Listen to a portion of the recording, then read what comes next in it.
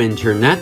After A Link to the Past, the developers wanted to add some new things to the series as well as bringing it to the Game Boy. And they were able to do both with Link's Awakening.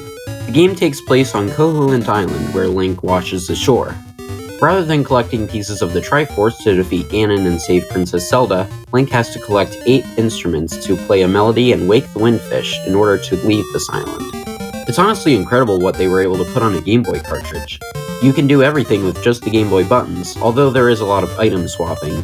Speaking of which, there's a good amount of new items. There's the Roc's Feather that lets Link jump, Pegasus Boots to give him a running start, and an Ocarina that's used for puzzle solving, 5 years before Ocarina of Time. This game is also much more story-driven compared to the previous games. During his journey, Link discovers that the island is just the dream of the Windfish, and waking it will make the entire island vanish along with everyone living on it. One of the more prevalent characters from the island is a girl named Marin.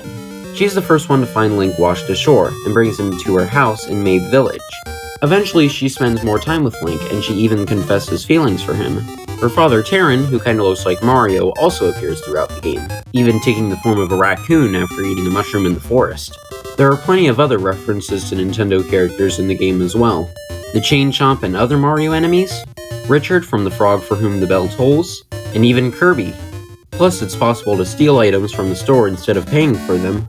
However, doing that makes the player's name permanently change to Thief, and the shopkeeper zaps you when you re-enter the shop. Eventually, Link collects all 8 instruments and opens the way to the Windfish's egg. And after a fight with a mysterious shadow, he finally awakens the Windfish. The island slowly disappears, and Link wakes up back in the ocean as the credits roll. This is a great game, but the limitations of the Game Boy make it less accessible, which is why the game got a remake on the Switch in 2019. The entire game has been reworked with the beautiful art style that makes Koholint Island look like a toy display, and item swapping is less of a problem due to the bigger amount of buttons. There's even a brand new dungeon maker that wasn't in the original game. You can only rearrange pre-existing dungeon tiles, but it's still fairly intuitive and there are plenty of possible combinations. They even made a special amiibo that lets you put Shadow Link in your dungeon. Wait a minute.